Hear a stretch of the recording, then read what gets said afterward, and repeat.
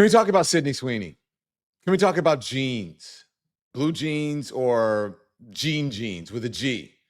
What you inherited? What makes up your DNA? What makes you look like you do? And so I had no connection to this story. I could not at first. I was like, whatever. I'm just not into it. I didn't even know who Sydney Sweeney was. But hey, look, um, not my demo, not my age. But let me just tell you, it made me recall something that happened to me when I worked at CNN years ago. It's nothing to do with CNN, but this is someone who worked. I just happened to work there with him.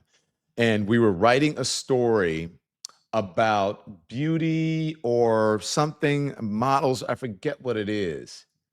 And I don't even know if it was about beauty or models, but he put in the story something about, the ideal. She was the beautiful blonde haired blue. And I said, why do we have to mention it? Why do you? And he said, because that's the ideal beauty. Everybody wants blonde hair and blue eyes. And it's like, excuse me? That's not true. I mean, why don't you ask Sophia Loren about that? She's not blonde hair and blue eyes. Why don't you ask, Tyra Banks about that? She's not blonde hair and blue eyes. Why don't you ask Halle Berry about that? She's not blonde hair and blue eyes. You know what I'm saying? And so it was just stunning to me. And then it made me realize that a lot of people feel that way. And that has been pushed upon us for so long. What is the standard of beauty? Anyway, my point is, there were some people who were not so happy about this ad.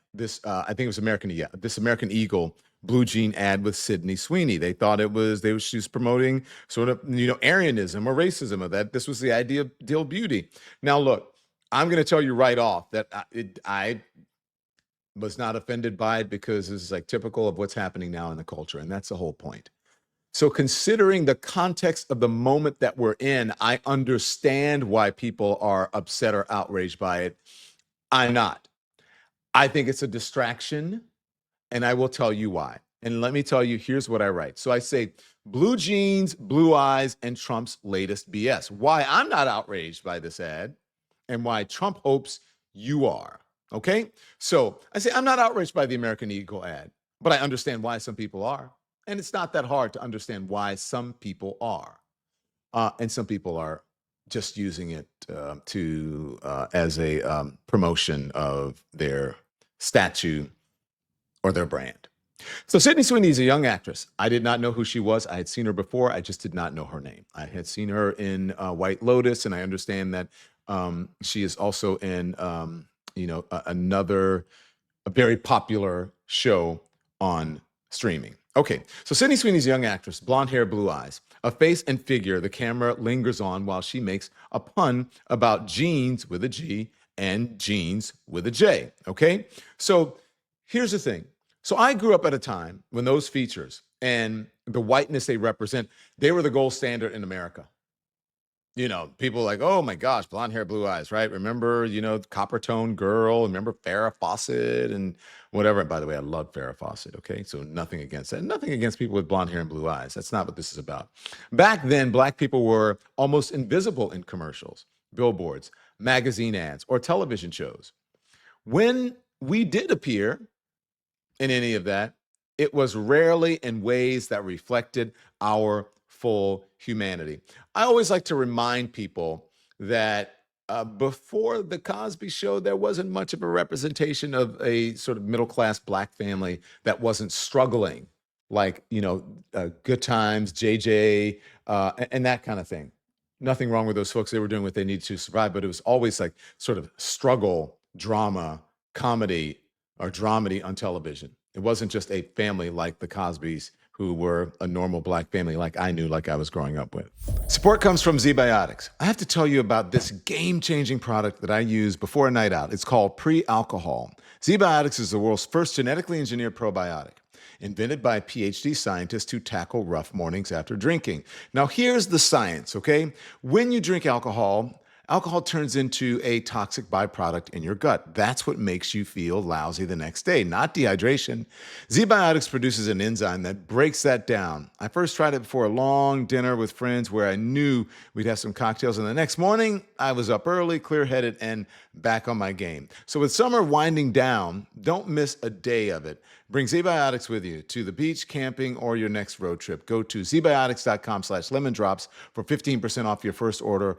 Code lemondrops. It's backed by a 100% money back guarantee. That's zbiotics.com/lemondrops. The code lemondrops for 15% off. And then I write about, I say, I will never forget a moment at CNN when a writer handed me a script that described blonde hair and blue eyes as what all people aspire to be. And I said, well, why?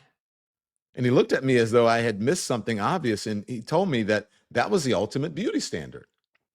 And I made him change the words, but he did not change his mind. So I understand, though, why some people look at that ad and feel the weight of history pressing on it. I do understand that context does matter.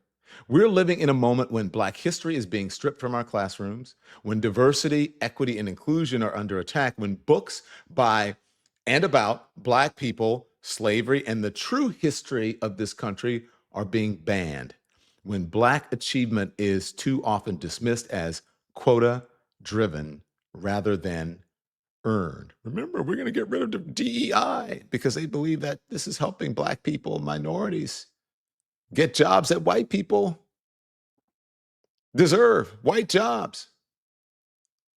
Now, look, I'm not, it's not just me saying it, they're saying it themselves. But here is the truth. The outrage over this ad is not coming from Black people.